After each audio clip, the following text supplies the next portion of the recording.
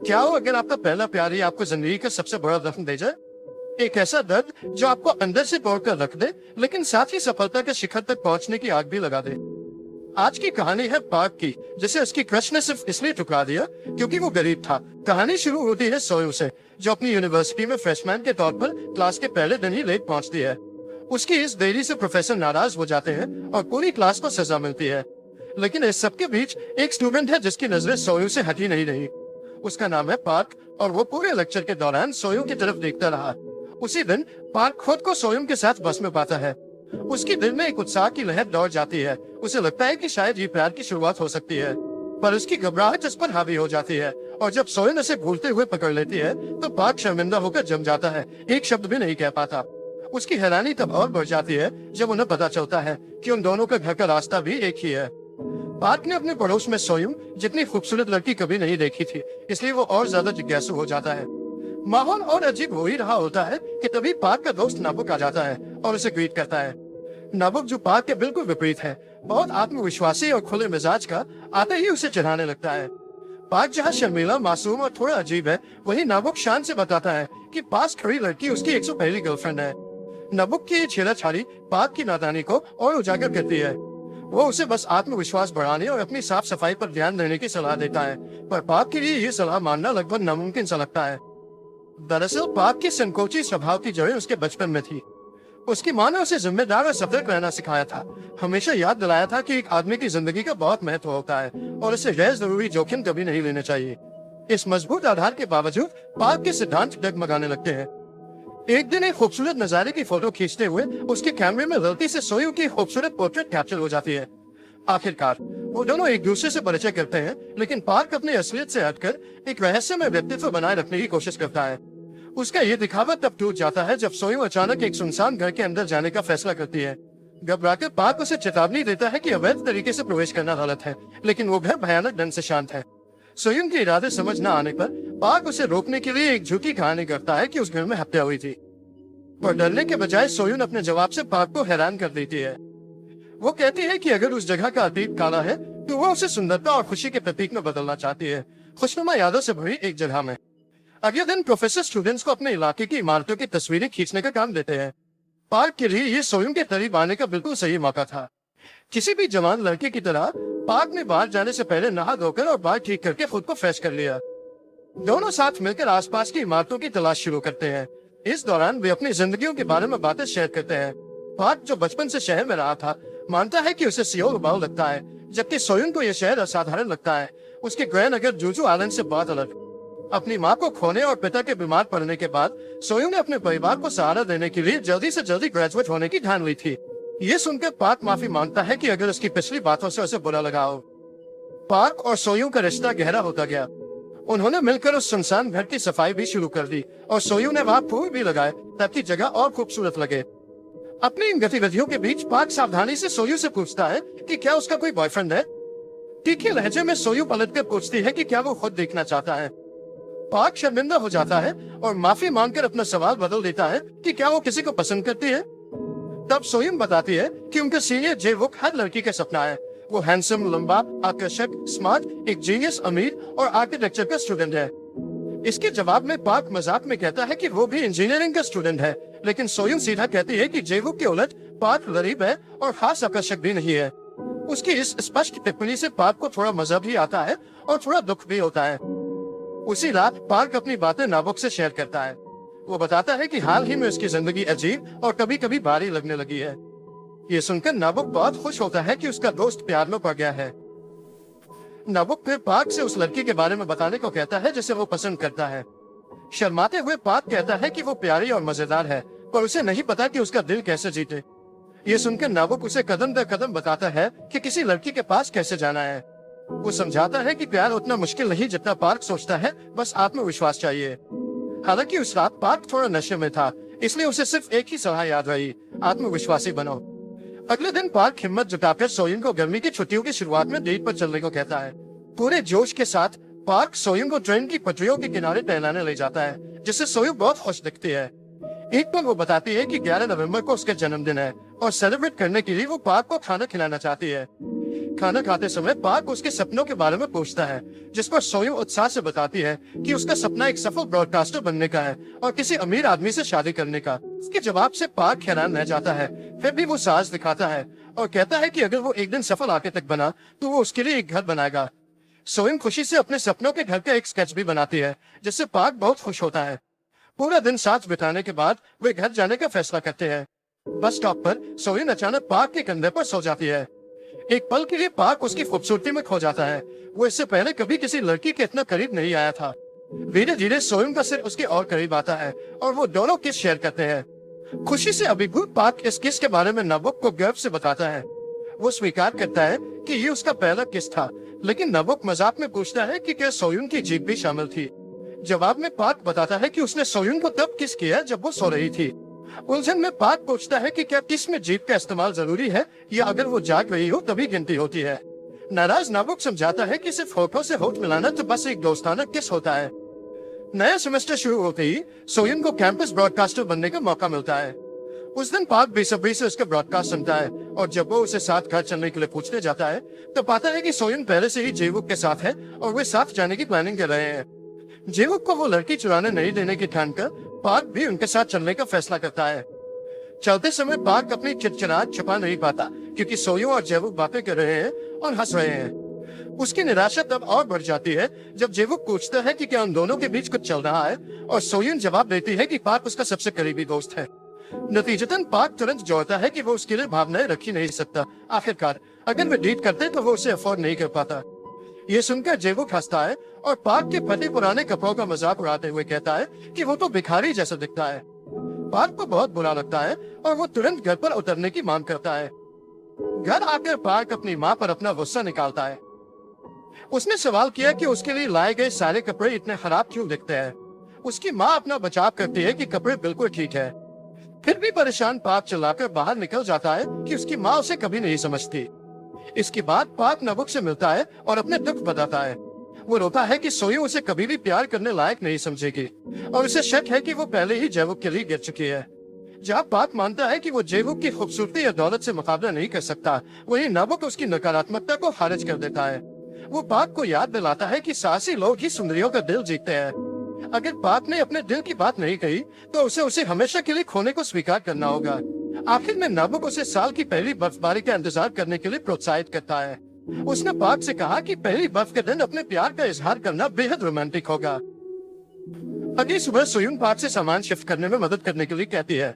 उसने कैंपस के पास रहने का फैसला किया था क्योंकि उसका पुराना घर बहुत दूर था। हालांकि जगह छोटी थी, पर सोयूं के लिए ये एक नई शुरुआत जैसा था। सामान खोलते हुए सोयूं पार्क को अपने बचपन की तस्वीरें दिखाती है और बताती है कि उसे अपने घर की कितनी याद आती है। हालांकि वो स्वीकार करती है कि वापस जाना संभव नहीं है। उसे सफल होना है और अपने परिवार की जिंदगी बदलनी है। उसकी बातों ने पार्क को अंदर तक छू लिया। उसे एहसास हुआ कि जिस लड़की को वो पसंद करता है वो सिर्फ खूबसूरत नहीं बल्कि अविश्वसनीय रूप से मजबूत और प्रेरणादायक भी है। जाने से पहले पार्क ये बताना नहीं भूलता कि जब पहली बर्फ गिरेगी तो वो सोयूं से उनकी हमेशा वाली जगह उस सुनसान घर पर मिलना चाहता है। उसके पास उसे बताने के लिए कुछ अहम बात है। अगली सुबह पार्क क्लास से गैर हाजिर था। सोयूं चिंतित होकर शांत रहने की कोशिश करती है और उम्मीद करती है कि पार्क ठीक होगा। उसी दिन बाद में जब वो घर जाने वाली होती है तो जेवुक उसे रोकता है और बाहर चलने के लिए न्योता देता है। सोयूं समझाती है कि वो ज्यादा देर नहीं रुक सकती क्योंकि पार्क पूरे दिन से गायब है। जेवुक उसे भरोसा दिलाता है कि वे बाद में मिलकर उसे ढूंढ सकते हैं। सोयूं को अनजाने में पार्क क्लास छोड़कर उसके सपनों के घर का एक छोटा मॉडल बनाने में लगा हुआ था, जो उसने उसके स्केच का इस्तेमाल करके सिर्फ एक दिन में पूरा कर दिया था। हालांकि जेवुक उस शाम सोयूं को एक बार में ले गया था। सोयूं बार बार पार्क को कॉल करने की कोशिश करती है, लेकिन उसके फोन की बैटरी खत्म हो चुकी थी। जेवुक जो उसकी अनदेखी को भाप गया था, उसे रात का मजा लेने के लिए उकसाता है। इस बीच पार्क बेचैनी से सोयूं के लौटने का इंतजार करता है। जब वो आखिरकार आती है तो उसकी खुशी दिल टूटने में बदल जाती है। सोयूं नशे में थी और सहारे के लिए जेवुक पर झुकी हुई थी। जेवुक ने उसे कसकर पकड़ रखा था और लगभग उसे किस ही करने वाला था, इससे पहले कि वो उसे उसके कमरे में ले जाता। दरवाजा उनके पीछे बंद हो गया और कमरे से दबी हुई सांसों के अलावा कोई आवाज नहीं आई। पार्क जम गया, उसका दिल चकनाचूर हो गया। जो उसने देखा था उसे हजम नहीं कर पा रहा था। मिली जुली भावनाओं, निराशा और दुख से भरा वो वहाँ से चला गया। पहली बार अंधेरे विचार उसके दिमाग में छा गए। पार्क ने चाहा कि सोयूं उसकी जिंदगी से हमेशा के लिए गायब हो जाए। अकेले घर चलते हुए उसने कसम खाई कि वो दोबारा कभी प्यार नहीं करेगा। दिन गुजरते गए और इस दौरान पार्क ने सोयू से हर संपर्क तोड़ दिया। उलझन और दुख से भरी सोयू ने आखिरकार उससे मुकाबला किया। पूछा कि उसने अचानक उससे दूरी क्यों बना ली और उसकी जिंदगी से गायब क्यों हो गया। हालांकि पार्क ने उसे बस एक ठंडा और कठोर जवाब दिया। उसने उससे कहा कि वो उसे अब और देखना नहीं चाहता। उसकी मौजूदगी, उसकी मुस्कान और उसकी हंसी सब उसे गुस्सा और नाराजगी देते थे। उसने स्वीकार किया कि उसके आसपास रहना उसे सिर्फ दर्द और गम देता है। पार्क ने उनसे विनती की कि वे अपनी अलग अलग जिंदगी जिए, अपने रास्ते पर चले और दोबारा कभी एक दूसरे के रास्ते को पार न करें। आखिर में उसने सोयुन से कहा कि वो उसकी जिंदगी से पूरी तरह दूर रहे। उसी दिन पहली बर्फबारी शुरू हुई। अपना वादा याद करते हुए सोयुन पार्क से मिलने की उम्मीद में सुनसान घर गई। उसने ठंड में घंटों इंतजार किया, लेकिन वो कभी नहीं आया। भारी मन से सोयुन ने आखिरकार हार मान ली। जाने से पहले उसने एक MP3 प्लेयर और अपनी पसंदीदा कैसेट टेप सीडीओ पर रख दी, इस उम्मीद में कि पार्क उन्हें ढूंढेगा और जान जाएगा कि उसने अपना वादा निभाया था। 10 साल बाद पर्दा बदलता है और कहानी 10 साल बाद का सीन दिखाती है। उनके अलग होने के बाद से पार्क ने अपनी जिंदगी बदलने के लिए अथक प्रयास किया था।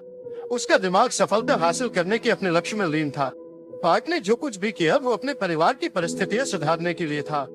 समय के साथ उसकी कड़ी मेहनत रंग लाई और पार्क एक अमीर आर्किटेक्ट बन गया। जिस सपने को उसने एक बार संजोया था वो आखिरकार साकार हो गया, हालांकि बिना त्याग के नहीं। हालांकि उस दिन के बाद से पार्क को धूम्रपान की लत लग गई थी, जिसे वो कभी छोड़ नहीं सका। ये एक गहरी आदत बन गई थी, इतनी कि उसकी असिस्टेंट और मंगेतर यून उसे अक्सर डांटती रहती थी। उसने चेतावनी दी कि अगर उसने ऐसा करना जारी रखा तो संभावित क्लाइंट्स दूर हो सकते हैं, जिन्हें उनके ऑफिस आना नापसंद हो सकता है। पर पार्क ने उसकी चिंताओं को खारिज कर दिया, जोर देकर कहा कि धूम्रपान उसके काम को प्रभावित नहीं करता। उसने विश्वास से कहा कि अगर क्लाइंट्स को परेशानी है तो वे कोई और आर्किटेक्ट ढूंढ सकते हैं। कुछ क्लाइंट्स को खोने से उसे मुश्किल नहीं होगी।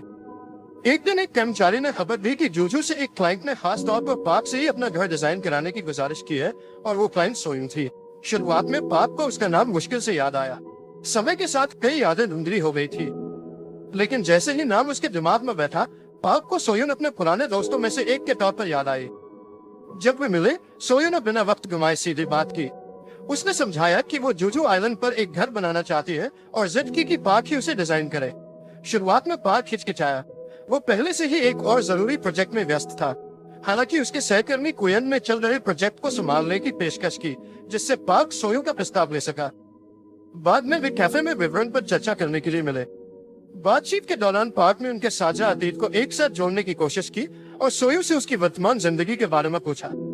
सोयू ने बताया कि उसने सफलता हासिल कर ली है, हालांकि ब्रॉडकास्टर के रूप में नहीं जैसा उसने कभी सपना देखा था। इसके बजाय उसने एक अमीर व्यवसायी से शादी कर ली थी। अपने पति के सहयोग से उसके पास अब वो साधन थे जिससे वो जो घर सोचती थी उसे बना सके, चाहे कितना भी खर्च आए। सोयू ने पार्क को आश्वासन दिया कि वो जो भी चार्ज करेगा वो उसे देगी। जैसे जैसे बातचीत आगे बढ़ी, अतीत की यादें पार्क के दिमाग में बाढ़ की तरह आ गई। जो दर्द और दिल टूटना उसने दबा दिया था वो फिर से उभर आया, खासकर अब जब सोयुन शादीशुदा थी। आपसी भावनाओं से टूटकर पार्क ने प्रोजेक्ट से इनकार कर दिया। निराश और मायूस सोयुन ने समय बर्बाद करने का अफसोस जताया और चली गई। लेकिन उसके जाने से पार्क के अंदर कुछ हलचल हुई। उसके दिल में एक छोटी आवाज ने उसे पुनर्विचार करने के लिए प्रेरित किया। आखिरकार सोयुन ने उसे उस घर के महत्व के बारे में बताया जिसे वो दोबारा बनाना चाहती थी। ये उसके परिवार का पुराना घर था। उसने सपना देखा था कि वो इसे ठीक करेगी ताकि एक बार जब उसके पिता ठीक हो जाएं, तो वे अपने बाकी के साल वहाँ शांति से बिता सकें। जब पार्क ने घर की संरचना का निरीक्षण किया तो उसने टिप्पणी की कि ये अभी भी मजबूत है। उसने समझाया कि इसे पूरी तरह से फिर से बनाने के बजाय मरम्मत रेनोवेट करना बेहतर होगा। पार्क की विशेषज्ञता पर भरोसा करते हुए सोयू ने उससे कहा कि वो जो कुछ भी सुझाव देगा उससे निश्चित रूप से शानदार परिणाम मिलेंगे। अंत में पार्क ने उसे अपने कुछ डिजाइन दिखाए। उनकी दूसरी मुलाकात के कुछ ही देर बाद सोयुन को भी अतीत की यादें आई। वो पार्क के लिए महंगी टाई खरीदने भी गई थी। हालांकि उसे एहसास हुआ कि उसे कुछ दूरी बनाए रखने की जरूरत है, खासकर जब पार्क ने अपनी मुलाकात के दौरान उसे यून से मिलवाया।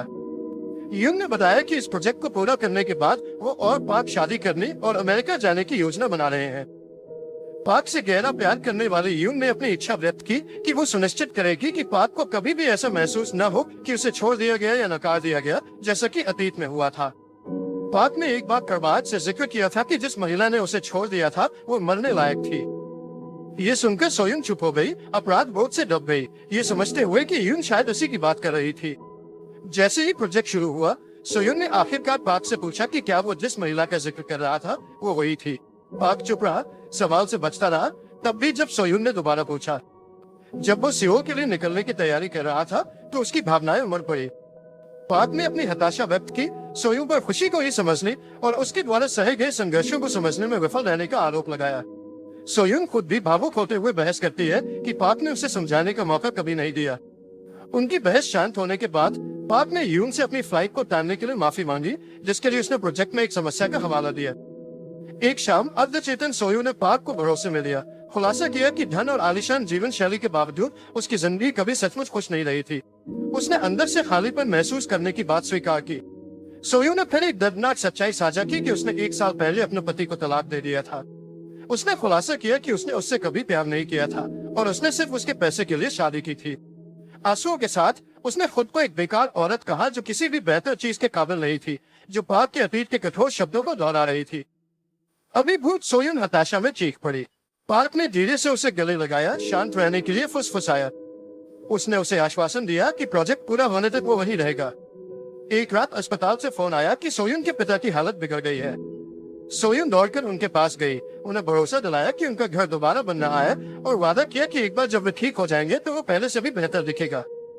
अगली सुबह सोयून मरम्मत स्थल पर लौट आई। एक ब्रेक के दौरान उसने पार्क को अपने गांव में घूमने के लिए आमंत्रित किया। मजाक में उसने पूछा कि क्या उसे याद है कि उस दिन का महत्व क्या है। मुस्कुराते हुए पार्क ने सही अनुमान लगाया कि वो 11 नवंबर उसका जन्मदिन था। आभार के तौर पर सोयून ने सेलिब्रेशन में पार्क को खाना खिलाने का वादा किया। उनकी बातचीत के दौरान सोयून ने पूछा कि क्या वे घर के डिजाइन को एडजस्ट करके उसमें एक पियानो शामिल कर सकते हैं। निर्माण के इस चरण को देखते हुए ये एक चुनौतीपूर्ण अनुरोध था, लेकिन उसने जोर देकर कहा कि ये उसके पिता के लिए है। सोयून ने समझाया कि उसके पिता को उसका पियानो बजाना सुनना कितना पसंद था। फिर उसने एक दिल दहला देने वाली सच्चाई का खुलासा किया कि उसके पिता के पास अब ज्यादा समय नहीं बचा है। ये पता चला कि सोयून बस अपने पिता के लिए एक आखिरी अनमोल याद बनाना चाहती थी। हालांकि उसके अनुरोध को यून के सख्त विरोध का सामना करना पड़ा। उसने बहस की कि जगह को तोड़ना और फिर से डिजाइन करने में बहुत ज्यादा समय लगेगा और पार्क को उनकी अगले महीने होने वाली शादी की याद दिलाई। इसके बावजूद पार्क सोयून के अनुरोध को पूरा करने के लिए दृढ़ था। उसने वादा किया कि इससे प्रोजेक्ट में ज्यादा देरी नहीं होगी। जब क्वेन ने कमान संभालने की पेशकश की तो पार्क ने सख्ती से इनकार कर दिया। उसने जिद की कि वो प्रोजेक्ट को अपने हाथों से ही पूरा करेगा। कुछ समय बाद घर आखिरकार तय समय से पहले ही पूरा हो गया। सोयून उसमें रहने लगी और पार्क के समर्पण के लिए दिल से आभार व्यक्त किया। उसने प्रशंसा की कि घर कितना सुंदर, विशाल और उसकी उम्मीदों से कहीं बेहतर बना था। सोयून को यकीन था कि जब उसके पिता लौटेंगे तो वे बहुत खुश होंगे। हालांकि जैसे ही पार्क अलविदा कहने की तैयारी कर रहा था, उसे कुछ अप्रत्याशित मिला। वो छोटा मॉडल घर जो उसने सालों पहले सोयून के लिए बनाया था। इस दृश्य ने उन यादों को वापस ला दिया जिन्हें पार्क ने दफन करने की कोशिश की थी। भावनाओं से अभिभूत उसने भड़क कर अपना लंबे समय से दबा हुआ गुस्सा निकाला। सोयून ने अपना बचाव किया, समझाया कि उसने उसे इसलिए रखा क्योंकि ये उसके लिए बहुत मायने रखता था। उसने अतीत की अपनी गलतियों को स्वीकार किया, लेकिन जोर दिया कि पार्क को और भी बहुत कुछ समझना जरूरी है। उसने जयबुक वाली घटना के बारे में बताया, समझाया कि जब उसने उसका फायदा उठाने की कोशिश की तो उसने उससे कैसे लड़ाई की और उसे थप्पड़ मारा। उस पर उसने बेताबी से उम्मीद की थी कि पार्क आएगा और उसे बचाएगा, लेकिन उसके बदले उसे पार्क का ठंडा अलविदा मिला। सोयून कन्फेस करती है कि उस दिन से उसने पार्क से नफरत करने की कोशिश की, पर वो नफरत उसके प्यार पर कभी भारी नहीं पड़ सकी जो वो आज भी उसके लिए महसूस करती थी। उसने खुलासा किया कि पार्क हमेशा उसका पहला प्यार रहा था। ये सुनकर पार्क अवाक रह गया। उसे एहसास हुआ कि उनके अतीत के बारे में उसने जो कुछ भी माना था वो गलत था। उनके अनसुलझे एहसासों के बावजूद पार्क और सोयून ने अलग होने और अपनी जिंदगी में आगे बढ़ने का फैसला किया। पार्क ही उनके पास लौट आया, जबकि सोयून ने अपने पिता की देखभाल पर ध्यान केंद्रित किया। फिर भी जब उसके पिता को गलती से उसके फोन पर पार्क की एक तस्वीर मिली तो सोयून की भावनाएं प्रकट हो गई। जब उन्होंने उस आदमी के बारे में पूछा तो सोयून ने बस जवाब दिया कि वो सिर्फ एक दोस्त है। इस बीच हालांकि पार्क शारीरिक रूप से यून के साथ था, लेकिन उसके विचार और दिल सोयून उसके पहले और सबसे बड़े प्यार के साथ थे। अपनी आंतरिक उथल पुथल से जूझते हुए पार्क अपनी माँ से मिला और उन्हें अपने साथ अमेरिका चलने के लिए कहा, लेकिन उसकी माँ ने इनकार कर दिया। उसे कुछ पैसे दिए और अपने घर से अपने लगाव के बारे में समझाया। उन्होंने अपनी पूरी जिंदगी वही बिताई थी, अपनी शादी के दिन से लेकर अपने बच्चे की पहली रोने की आवाज सुनने तक। वो अपने अंतिम दिन उसी जगह बिताना चाहती थी जहाँ उन्होंने इतनी अनमोल यादें बनाई थी। आखिर में उसकी माँ ने पार्क से कहा कि वो जिंदगी और ईश्वर ने उसे जो कुछ भी दिया है उससे वो आभारी और संतुष्ट है और अपनी साधारणता में खुशी पाती है। अप्रत्याशित रूप से पार्क की माँ ने अभी भी वे कपड़े पहने हुए थे जिन्हें उसने फेंक दिया था। ये देखकर पार्क चुप रहा। जब उसकी माँ ज्ञान से भरी आवाज में बोली, उन्होंने उससे कहा कि ईश्वर हमेशा जानता है कि उसकी रचना के लिए सबसे अच्छा क्या है। कभी कभी खुशी एक छिपा हुआ सबक होती है और अन्य समय में दर्द अप्रत्याशित खुशी में बदल जाता है। उसकी माँ ने फिर पार्क को उसकी आने वाली शादी पर बधाई दी और उसे आश्वासन दिया कि वो कितना भी दूर चला जाए, वो हमेशा उसके घर लौटने का इंतजार करती रहेगी। समय बीता और पार्क ने यून से शादी कर ली। ये जोड़ा अपनी नई जिंदगी शुरू करने के लिए अमेरिका चला गया। इस बीच सोयो अपने पिता के साथ अपने मरम्मत किए गए घर में बस गई और वहाँ पियानो सबक देना शुरू कर दिया। एक दिन सोयो के लिए एक पैकेज आया। अंदर उसने एक पुराना MP3 प्लेयर और अपनी पसंदीदा कैसेट टेप पाई। पार्क ने पत्र में सोयो को उन यादों के लिए धन्यवाद दिया जो उन्होंने एक साथ साझा की थी, उनकी मुस्कान, हंसी और वो प्यार जो उन्होंने अपनी जिंदगी में पहली बार महसूस किया था। उसने माफी मांगी कि वो उस रात नहीं आया जब उसे उसकी सबसे ज्यादा जरूरत थी। उसने माफी मांगी कि उसने अपने अभिमान को अपने प्यार पर हावी होने दिया। और आखिरकार फाइनली उसने माफी मांगी कि वो अपनी भावनाओं को उसके दिल तक नहीं पहुंचा सका। उसने उन चुनावों को स्वीकार करते हुए पत्र समाप्त किया जो उन्होंने किए थे और उन दोनों को उनके द्वारा चुनी गई जिंदगियों में आगे बढ़ने के लिए प्रोत्साहित की।